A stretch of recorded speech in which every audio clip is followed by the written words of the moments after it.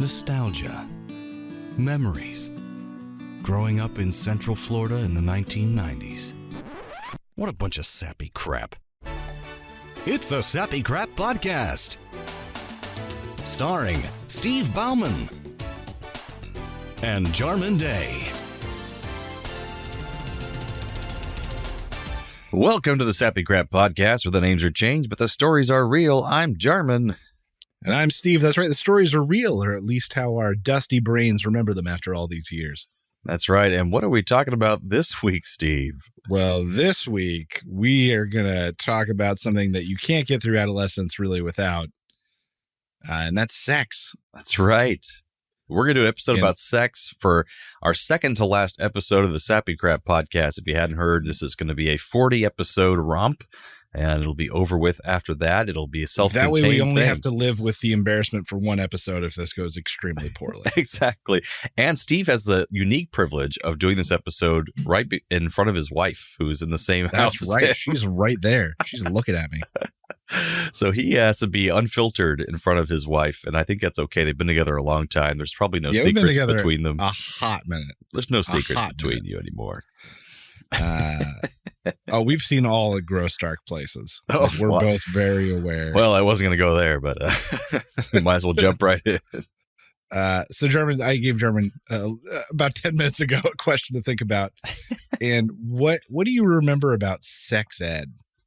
Yeah, and I think I want to preface this by maybe just hijacking the question a bit and starting with the first thing I ever remember seeing about sex in general, which scarred me for life, and I'll never forget it. Sexual awakening? Well, because I was like in probably second grade, and there's this kid in the class who you could tell his parents probably took him to R-rated movies. They didn't care what he watched on TV.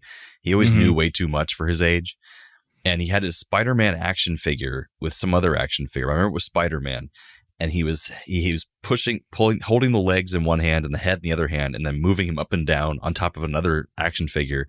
And we were like, "What are you doing? What is he doing?" He's like, "This is how they do sex. You do like this. He's humping him. He's humping him." And I'm like, "Okay, what does that mean?" It's like, "This is sex." I'm like, "That's what sex is?" And I was like, I didn't know what that meant.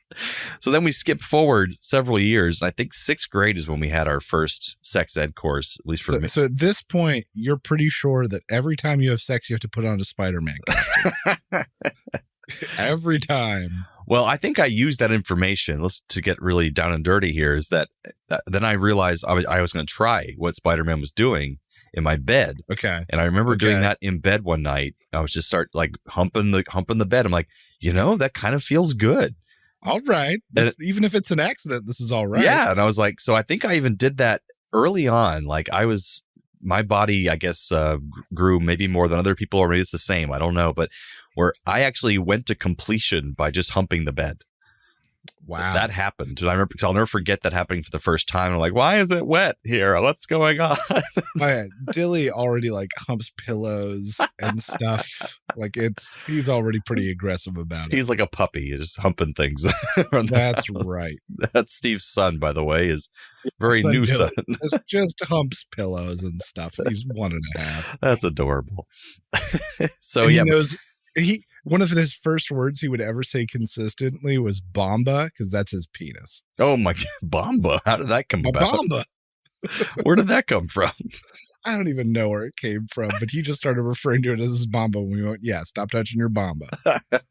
Stop rubbing it on things. Stop humping things. It's just not in public, please." If you have a little boy, every item in your house has been humped. Just so you know. No self-control. No self-control. All right, so sex ed. I think that you and I got sex ed in the 5th grade. 5th grade might be right. That sounds like okay. I think I remember that. Because I remember the first time I had it was in Florida. And I think I only remember it because I think it was in the Brookshire Library, because they separated the girls and the boys. Oh, I vaguely remember that. And they took us in and showed us a short video and a slideshow. Well, here's the weird thing I remember is that there was a science classroom we had, and it's the same classroom that either you or myself took the scissors and put them in one of the outlets to see what would happen. And I don't think I did that. and maybe it was me, and it sparked, and obviously it shorts out that particular socket. So an electrician would have to come out and actually repair it. And I remember the teacher being really pissed because I remember being in that same classroom where I did see one of those slideshows. So it might have been a different day of sex ed or something like that, but it was in that same science classroom that I saw like a video about, here's what happens when you have sex. Here's terrible gonorrhea on the penis and stuff and that kind of thing. Oh, they want you to know that stuff. Yeah, they show like pictures. I remember in some sex ed class I took there, I remember seeing graphic pictures of like somebody who had chlamydia and they just never saw a doctor. Just like, that's what you learn later on. Like chlamydia and gonorrhea are two of the most easy things to get rid of for sexually transmitted diseases. You like, but left unchecked. Yeah, if you leave them unchecked in an ungodly amount, like you never see a doctor or go to a clinic for something terribly wrong with your penis, then yes, it'll look like that in the picture. But why would you ever let it go that long? But at that point, you deserve it. You do. I mean, that's ridiculous. Ridiculous. Yes, get it.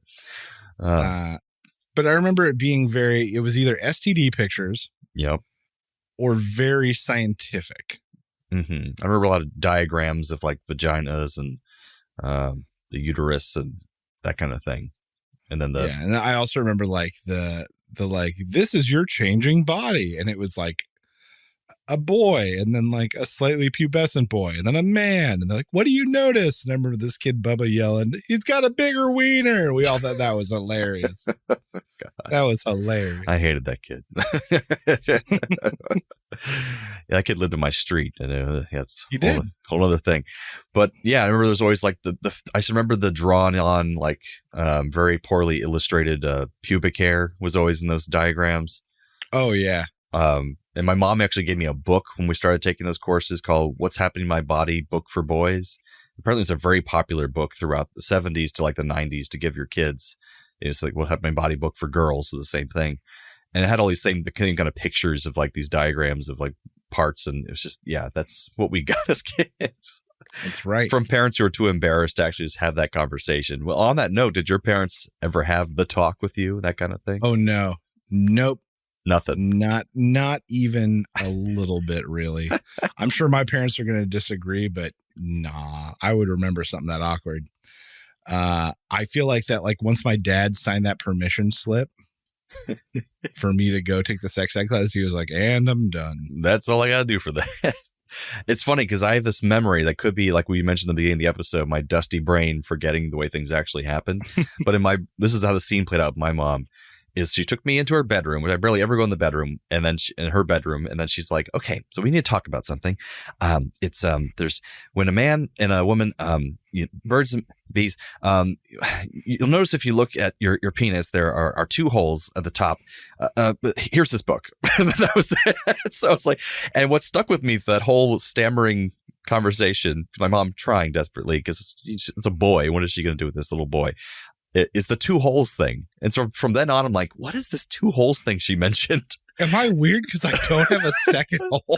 And technically we do, I guess, have two holes, I guess, because it doesn't come out of the same tube, the semen and urine. So there are two deep in your body, but the hose there is just the urethra. All you're going to see on the outside is just that one hole. Like, but there are technically like two sources inside, like back behind your walls. Yeah. So I guess that's what she's talking about. I mean, maybe. But no, they aren't even going up the same tube. Like those two tubes are like right there underneath the hole that you see in the top. So like there's not the semen aren't going.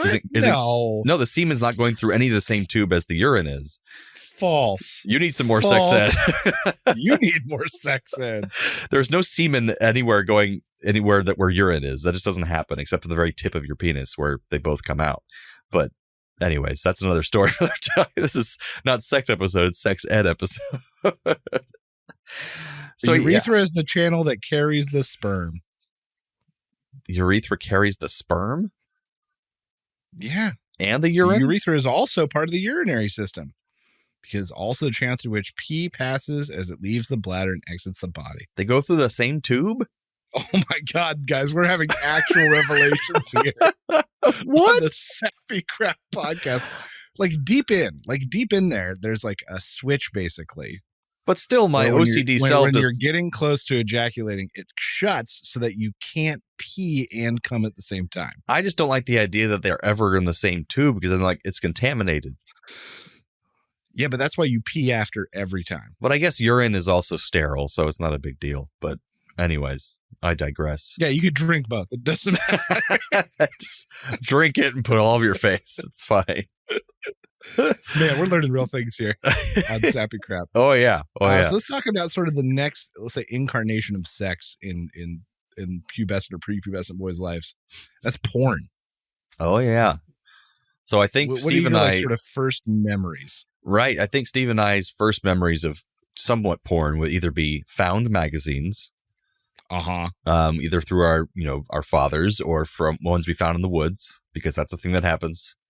You go out in the woods and there's just magazines out there. There was this place called Ward Park near our house where we went out there. Oh shit, Ward Park. There was probably like a homeless man's homeless encampment, and there's just porno mags hanging out there, and we should never have touched them. I don't know if we just saw them from afar or we picked them up. I don't remember. Well, we were already playing with the needles. It was probably fun. Okay. And then I remember the first time I saw an internet pornography photograph was probably through an AOL dial-up connection, and I had to wait for the photo to load. So it was like dink, dink, dink as the photo goes down and slowly loads. And the first time I ever saw a penis going into a vagina in a real photograph, and it's still somewhat burned into my brain because I remember what it looked like. And I was like, that's so strange. It goes in there? That is weird. And I could see, before I had sex ed, I thought that it kind of laid in like a hot dog in a hot dog bun. But it's like up until 9. Like, that's how I thought that worked. That makes as much sense as anything else. Yeah. Why not? At that point, it's all theory. You're just theorizing and going based off what Jordan said in the play yard. Like, or that weird kid with the Spider-Man. And then you go home and you try to fuck your Spider-Man toy. Yeah. So that was my first photo. What was your first? Oh, and also I will mention Cinemax, and they called Skinemax back in the day. Skinemax, baby. So when you're lucky enough to have your parents, all softcore. Yeah, when your parents had like either the free trial to HBO or Cinemax, you'd stay up late at night and watch some of those like softcore porns. Or that was a long, rough palmed weekend. I'll tell you. Yeah, it was. Or you'd watch the scrambled porn, which is a thing where if you didn't have that channel on cable, like the pay-per-view porn channels, they would still come in, but scrambled. And so you'd see little hints of a boob here and there. And that was fun, like the Playboy channel and stuff. Yeah, man. For me, I remember some like early websites, and it was, in the early days of the internet where if you didn't know exactly what you were looking for, Yahoo was young, Google didn't exist. Right. And so I remember the Huns Yellow Pages, which was basically just like a public board, like a Yellow Pages for different porn sites. Oh, I never heard of that. And they would put like trial clips and then invite you to come to their actual site and that kind of stuff. But very, very early internet-ish, the Huns Yellow Pages. Oh, and yeah, early internet, they were very good at keeping things behind paywalls at that point. It was still everything paid for porn. Like you had to buy a subscription to these websites. And then I think the other thing, and I'm going to rat him out here, is I remember at one point I found my dad's like 2 nudie magazines. And so like anytime my parents were in the house, I was looking at those. Of course. Just at any time. And I think one time we're friends with this, I forgot what we gave him a name for.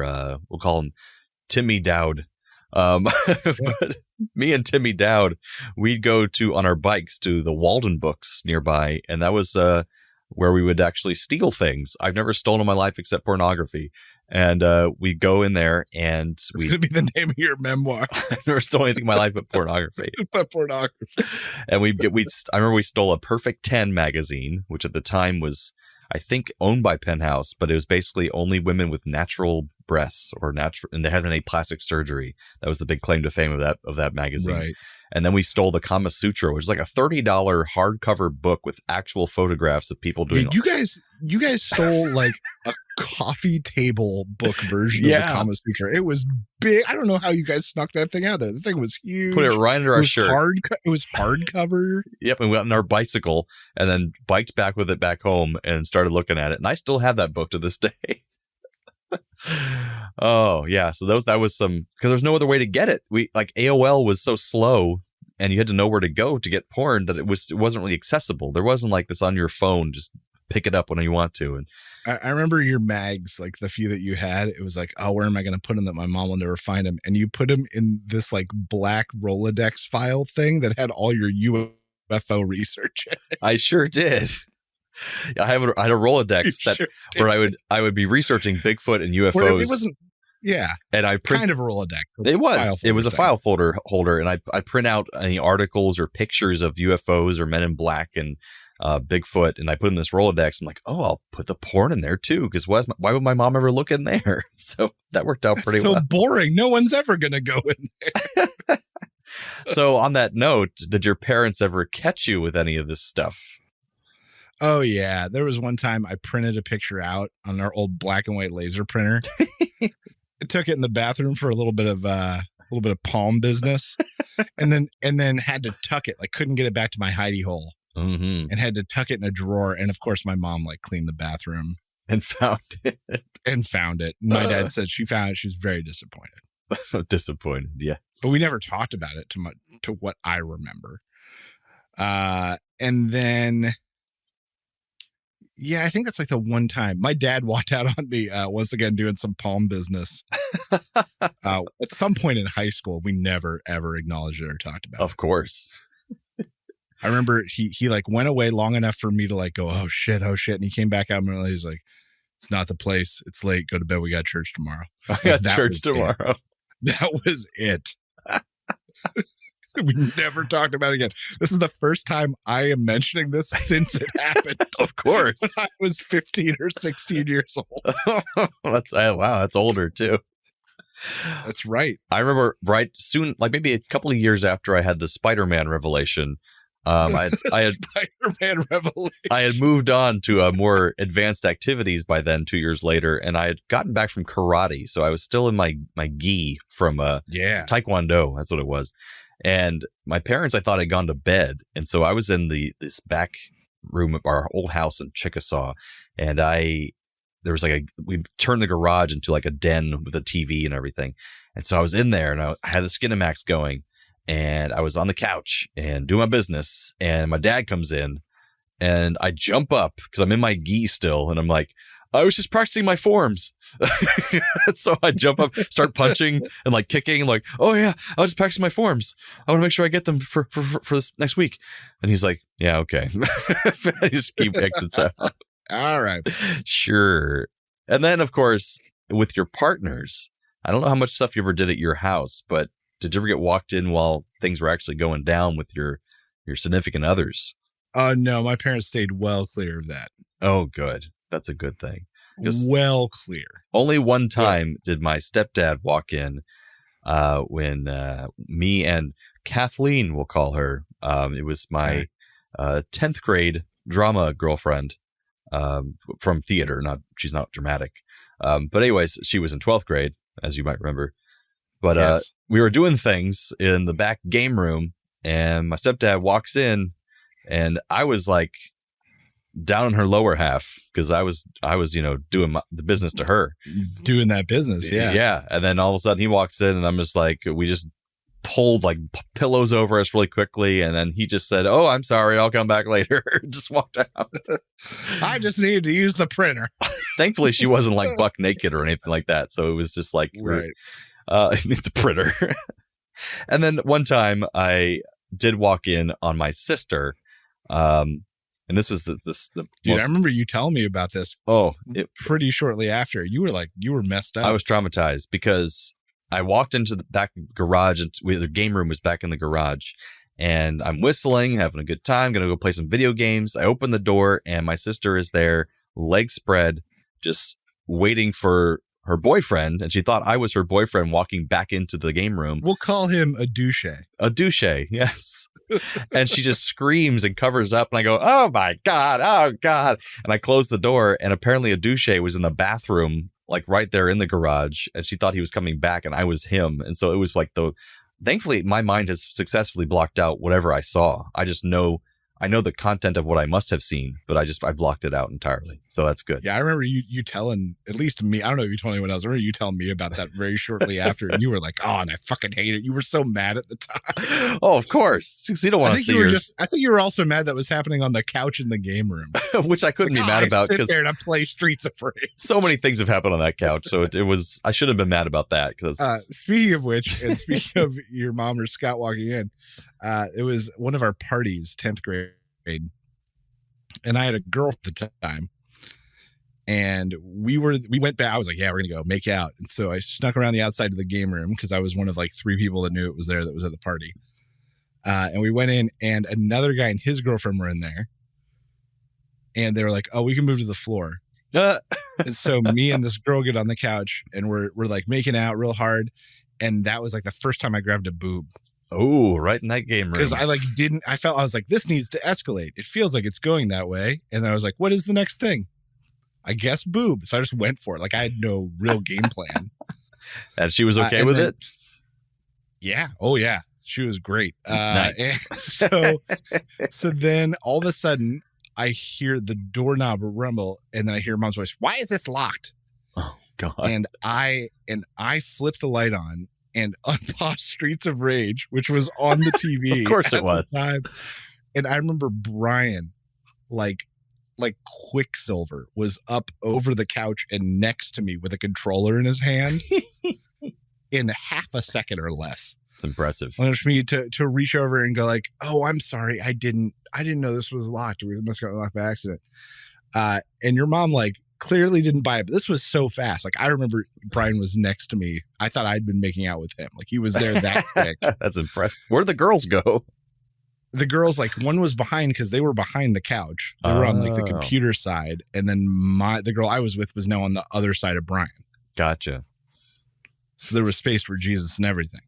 And everyone goes, the party's outside. Get outside. Oh, damn right. Yeah, that couch, man. That couch. It's seen a lot. It's seen some things.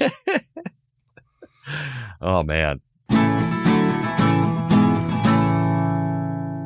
Yeah. So where do we go from here? I mean, there's just... let's talk about like so we've talked about sex ed, sort of like initial. We talked about porn. We talked a little bit about masturbation. So let's talk about like first sexual encounters. First sexual encounters. Maybe not sex, but like the first, like, oh, this is more than holding hands.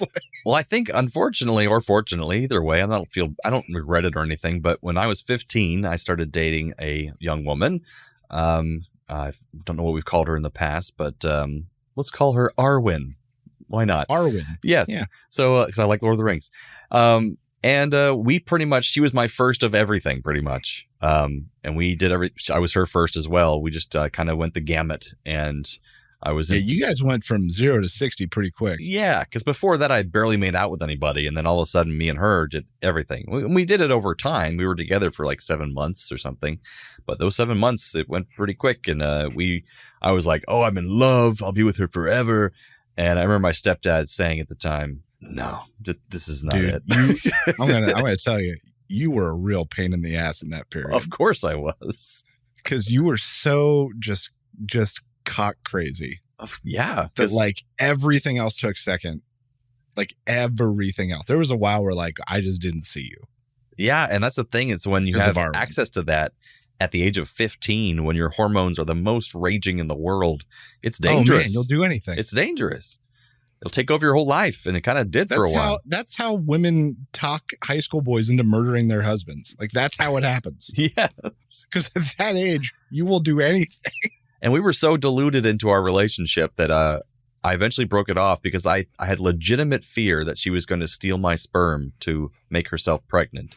Dude, she was a little bit on that crazy train. Well, I won't say that now because I'm like, looking back, we were both kind of crazy and just out of it. And she had she had hard things going on at home, and we were just kind of lost into each other. And so the fact that I believe that she might do that, and the fact that she might have actually done something like that, is nuts. And I think we're both much more mature people now, and she's married and has kids, and I'm in a very happy adult relationship. We're all more balanced now. Yes. Yeah, I remember at the time. And then I remember at one point you almost dated one of her friends. You tried to knee in the crotch. Yes. like That was at lunch. in the cafeteria.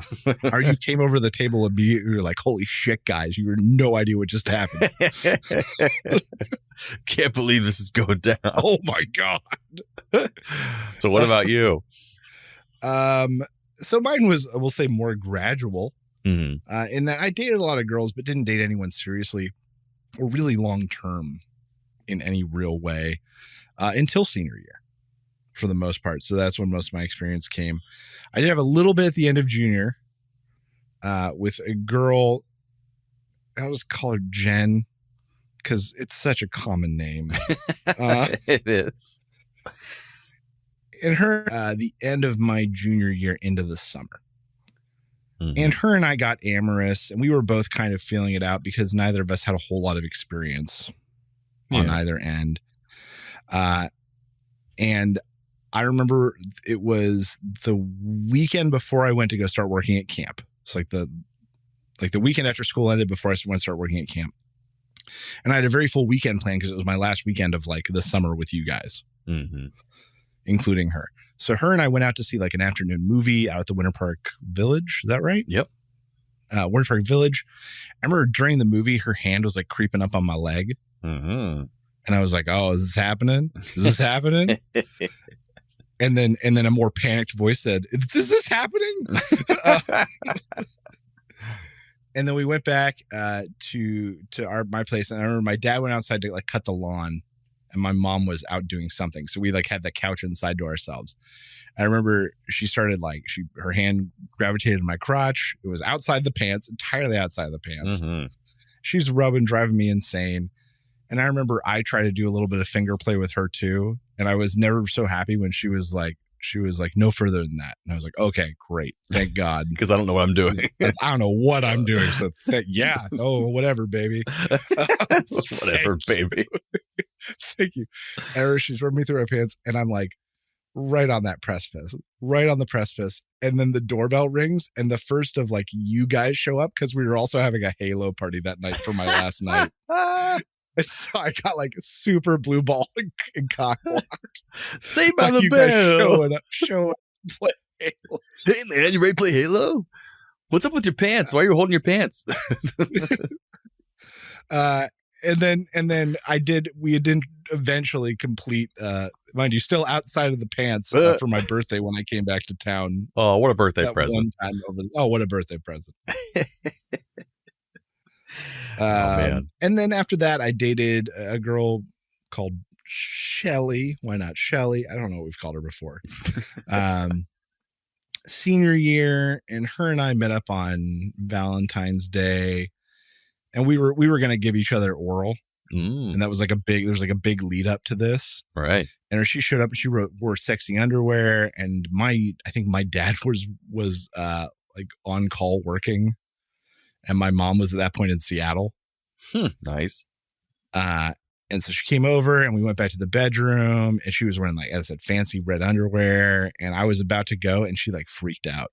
Oh, freaked out, started crying. And so immediately I backed off because I was like, oh God. Yeah, of course.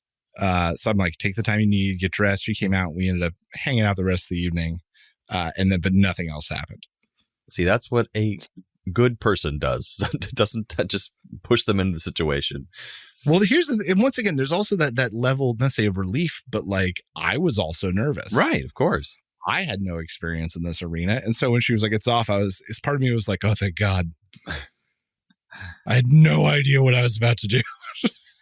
Oh, and I want to backtrack a little bit to the idea of blue balls because I had a really funny instance. I don't remember who it was with. Some woman, I don't remember who it was, but who said that they didn't believe blue balls was a real thing. And I just openly laughed. I thought they were joking. And they said, no, it's not real. It's just something guys say because they want girls to get them off. And I'm like, I could see how men would do that in a very bad way just to use that to their advantage. But it's definitely a real thing. It's crippling pain. Like if you've really... Yeah, it's like a 50% instance of when you get kicked in the balls, but it's continuous. Yeah, it's like continuous feeling of just like this ache, pain, bruised. It kind of can go up to your abdomen. It's very painful. And so, but the idea is if she's not going to do it, that's fine. Go jerk off somewhere and make it feel better. Take an ibuprofen maybe. But it is an actual biological real thing. And I was like, this woman would not believe me. She thought it was just plainly, which I get because men are manipulative bastards and that's probably what they've done to her in the past. But no, it's real. It's a real thing. Oh, no, it's real. It's painful. It's very painful. I had one, talk about blue balls. I had one really bad. It was the winter after I moved. So the winter of my freshman year of college. And I came back to Florida and you and I had winter break together. And during that time, I saw a bunch of old flames, just realistically. And one of them was she was going to come pick me up and then we were going to drive to the counselor Christmas party in Lakeland. So we're in her car and we're going, and things like while we're driving get amorous and she starts rubbing me once again through my pants. At this point, I had been all over pants at this point. And I'm going, and we're doing this for like an hour on and off. And so like we get there and I think she's going to take the time to like finish it so we can go in. And she doesn't. We just go in. Oh, so no. I have to go through that party. Like, and this was the first time I'd experienced. I've heard about it, but once again, I'd never experienced it. And seriously, it's like 50% of getting kicked in the testicles, but it's just continuous. Instead of you kick the testicles hurts like really, really bad for a short amount of time. This just hurts a little less, but for a long period of time. It's just perpetual. Yeah. Right. And it did probably an hour later finally kind of subside. Yeah. But man, I remember the first hour of that party was just miserable. That's why just like the heavy petting of our youth can be a painful experience for both of us. Right. So blue balls do exist. Ladies, it's not your problem, but that doesn't mean it doesn't exist. Correct. It does. It is not your problem, but just be aware it is a real thing. It is a real thing. Absolutely. Don't try to do it on purpose, but obviously you can say, hey, I'm not going to do this, but you should go finish yourself off. Like, that's fine. You can just say that. Right. That's fair. That's the responsible thing to do. Yes. But yeah, and then that same girl, I'll call her Betsy, was like the first girl I dated that I felt was really like sexually attracted to me. Everything before that point was like fumbling.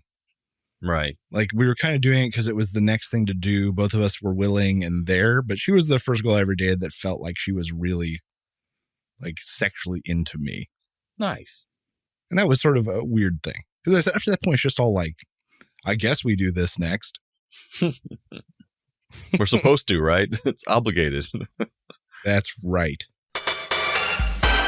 And then let's talk about some college experiences. Round it out. Oh, well, that's when I really had my We've talked about yours some at some point. The being a CAD being a CAD piece of shit episode. And yeah, I just basically, I wanted to have sex with anything that moved. And I was doing it for emotional fulfillment of some sort for some reason. And I was finding that it worked a lot. And the problem is that as I said in the other episode, probably I was manipulative. I wasn't thinking I was being manipulative, but I was being really nice and sweet to all these different women and immediately getting into their pants because they weren't seeing that might be being a, fox in the grass or whatever the term is, because most of the guys who are just looking to get laid lay out the same lines. They're really bro-y. They're alpha male-y. I was very sweet and kind and nice and almost acting like someone who was trying to be their boyfriend, but I never said that. I was just always acting very sweet and nice and kind and saying things they wanted to hear and being like, and trying to pretend I had their interests. I would even change my voice to be more on tune with the way their voice was acting. And so I just wanted sex with everybody. And so had lots of sexual experiences. Some better than others, some pretty amazing. I remember having one of the highlights of college was having sex in the stairwell of my dorm building. Wow. At BU. And it was late. It was like 3 a.m.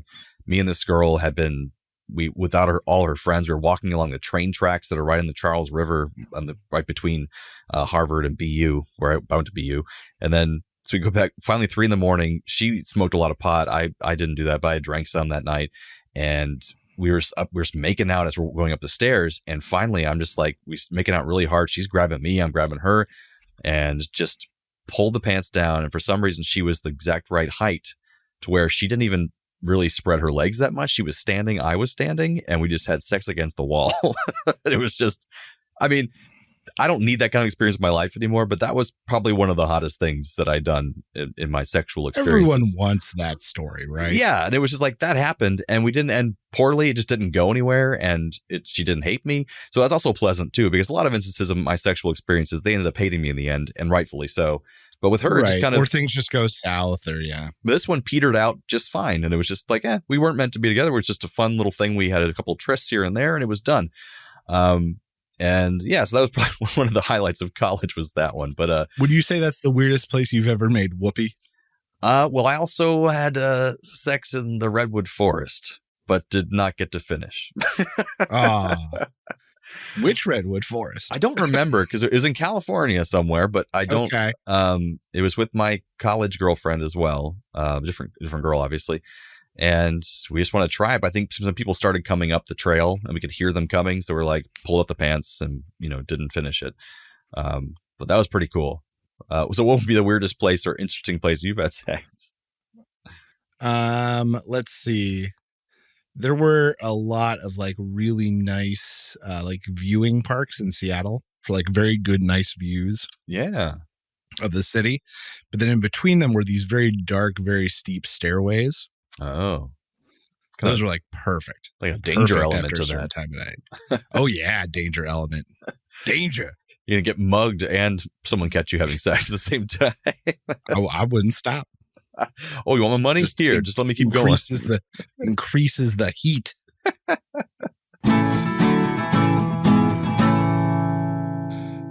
Okay, so here's a funny one. So I've got an answer. That's what I'm going to ask you. What's like the weirdest thing you've had on like a television or song or music that's come out that's like ruined the mood? Oh, I got one right from my memories of when I was 15. Awesome. So we had me and the girl Arwen that were together had made like playlists for each other, and I thought we had tried to make one to have sex to, like a sex playlist, but somehow it got switched up or something. And she was really into Veggie Tales. Oh my God, that's awesome! In the middle of having sex, it was, oh, where is my hairbrush? Oh, where Dude, that's a is great my fucking song. But that came on in the middle of having sex. So not the best. So what would be one of yours? Best. My question though, did you find the hairbrush? Oh, I mean, it wasn't at my house. So. Damn. Yeah, I think for me, it was the first time I got oral from a girl ever. And we were up at my parents' house above campus because they lived like 3 blocks north of campus. And I couldn't go take her back to my dorm. So we snuck in there in the guest room. And I just like throw on the last thing I was on. And I turn on and it's Gremlins 2. So I got my first blowjob to Gremlins 2. Well, the fun thing is when you're in a relationship for a long time and now you're married and you start having sex, it won't really matter what's on the television at the time. It's not that important because like, oh, we're going to be able to have sex. We have the time and we're not tired and we can finally just do this. I don't care what's on or what's going on around. It's going to happen. That's true. So it's been like, get Veggie Tales. It could be Price is Right. It could be anything. It could be, it doesn't matter. It depends. Bob Barker or Drew Carey? Bob Barker. That's the right answer. That's the right answer. I like the way he spins that wheel, that test spin. Oh yeah, that's right. And the way he throws that the test ball, the skee ball. He's got the. Oh yeah, I'm gonna spay and neuter my pets. Spay and neuter your pets. Oh baby, that's right. Have you? And then let's talk about like, I'll say like truly random hookups. What would you say is the most random hookup you've had? I'd say a random one was probably when I worked at CNN, someone who I had no business hooking up with because we had nothing in common. I mean, nothing. Right. But I was just trying to sleep with everybody still at that point too. I had a relapse because I had gone back to my old ways when I was at CNN. And this girl worked for CNN Espanol. And so she didn't even speak English very well. And she was very like, Kardashians where they wear like super, super fancy clothes. She was into Latin guys like who are like machismo and stuff. And I'm the exact opposite of all of that. But somehow we were at some work party and then I just I don't even know how I did this stuff. It's a different human being. Somehow I convinced her to come back to my apartment, and we just did all manner of things. Oh, I went down on her at her apartment complex. Wow. Okay. And then I think just having the audacity to go down on her in public, she was like, we were by her pool, and then she came back to my place, and we had sex a couple of times, that time and one other time maybe. And then I just never talked to her again. She never talked to me again. Wow. But it was so random because there was a communications barrier, first of all, and then we didn't have anything in common. So that was probably the most out of left field weird one that made no sense. So what about for you? For me, it was this in Seattle. I think probably the summer between my sophomore and junior year, somewhere in that range. And there was this girl whose name I don't even remember. I don't remember that girl's name either. And we met over MySpace somehow. Like friend of a friend theater sort of thing, met through MySpace. Didn't even meet in person. Wow. And we chatted a little bit the way you only could over MySpace back then. And then she was getting off work and was like, hey, do you want to meet me at the top of the hill? So Queen Anne Hill, where I lived. Yeah. And I didn't have a car, and I was either going to catch a bus or walk. And I was like, well, if I'm going to meet you at the hill, you need to give me like a 25-minute warning because I have to walk to the top of the hill. Right. She's like, okay, I'll shoot you a text when I'm 25 minutes away. And so like, I don't hear from her. And then she's like, I'm 2 minutes out. And I'm like, what the hell? I told you. I book it up the hill. She's like texting angrily at me the whole time that I'm like late and I'm caught, and it's already late and blah, blah, blah. And I'm like, I know, but I told you I have to walk. So I go to the top of the hill. We talk a little bit, and then head back down the hill to my place. We end up taking her car. I'm like, oh my gosh, it was so much easier. Down to my place. And we go and we end up kind of hooking up, and she gives me a blowjob and I eat her out a little bit. And then we hung out one other time after that. And that's when she told me she was into like really kinky stuff.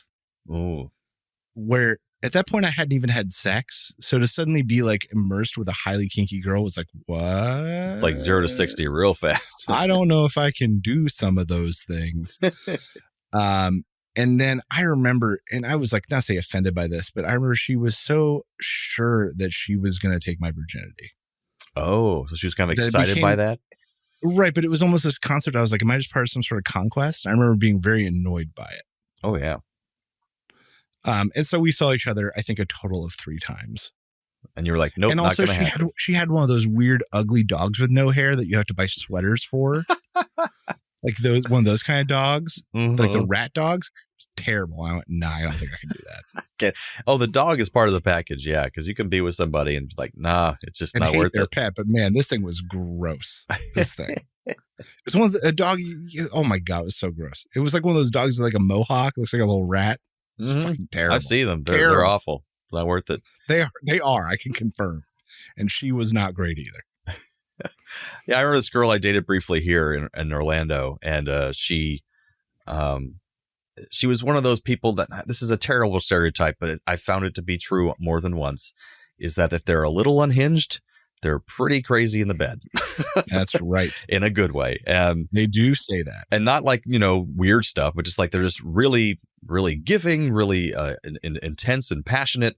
But then if you're in a relationship with them, watch out. So there's this girl that was like that, and she was pretty wealthy, and she owned a ranch in outside of Orlando with horses and everything. And we go. I remember Horse Girl vaguely. Yeah, and I drive out there to go have spend the night and have a nice little evening. We play some video games and then have lots of sex. But quick ride in the saddle, yeah. But the dog thing reminded quick ride in the saddle. The dog thing reminded me of it because she had, I think, 5 or 6 Chihuahuas. Oh my shit! And they all lived awful. in her house, and various ones would sleep in her bed with her.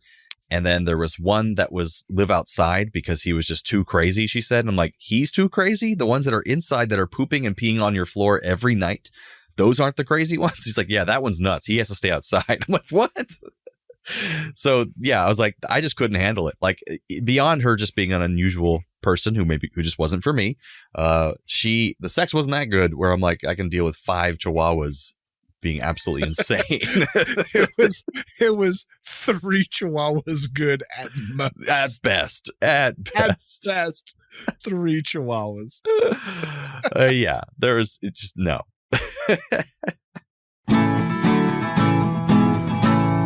And then to finish up the sex talk here, I can pleasantly say that I lost my virginity to my wife. That's amazing. There's something to rest assured in that since then, every major sexual experience I have had has been with her. Yeah. And because of that, we've got to grow a lot and learn a lot about each other. And while I was in high school and like college, where it was this big, like, oh, am I going to ever lose my virginity? Oh, am I ever going to blank? Oh, am I ever going to blank? Of course, now look back at that like dumb, impetuous idiot and go like, you moron, this was the end game. Yeah. And also just that's not the most important thing in the world you need to be thinking about right now, and so. Right. Like go to college, Steve, get a good degree. Job. And I would say on the opposite of that spectrum, just having too much sex that I did in college and in CNN and stuff was that what I learned from that, at least what I eventually was able to glean from it and take a good part of that was from each partner, there's something completely unique to discover. And so I don't feel like I've lost too much, that the fact that my current partner, who I hope will be my forever partner one day, I wasn't her first time and she's not my first time. But the idea is that there's so much you can explore with the person that you love that will be so different from anything you've experienced before, that you can have just a completely different sexual experience with them that will just knock the rest of it behind you. And you don't have to worry about it, because when you have that connection with somebody, you can actually talk about anything and then get all those weird taboos out of the way and just be like, really find out what you really like and enjoy, and then find out what they like and enjoy. And then therefore that you have the time to do it and the time. Like Ann and I have tried and done different things where afterwards we go, that was no good, huh? Yeah, exactly. And for me, it'd be like, I tried that before and hated it, but now with you, I love it. So like that could be, that's a thing too that happens. You're a 5 chihuahua kind of lady.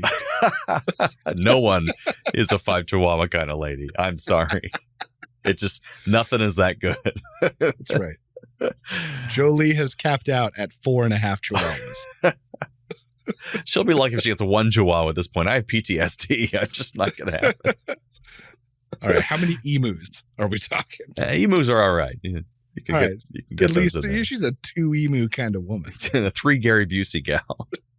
At least just 3 gorilla-sized Gary Buseys running around. Oh man, that's some sexy stuff. Like chimp-sized Gary Buseys. Oh man, oh chimp. You got any more bananas? Sorry, folks. That's a weird inside joke if you haven't listened to any of our Play on Nerds episodes from the past. Oh, man. Oh, yeah. But, so yeah, I think overall, if we talk about sex, I think we'll do it differently with our kids in the future than what our parents did with us. I think they were raised to think it was so taboo. And I think with my kids, I want to be much more open about what it's all about, because it's just biology.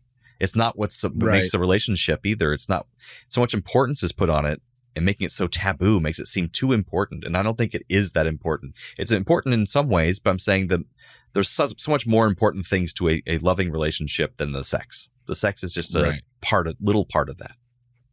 That's right. I don't know. Damn, that deep introspection. You'll have to figure that out with your kids soon enough. So, oh my gosh, shut up. I'm curious to see how that goes. No. You'll sign the paper and send her to school. I'll sign the paper and say, that's it. That's it, shithead. Get out of here. Job done. And I'll be like, birds, bees, humans, here's a book.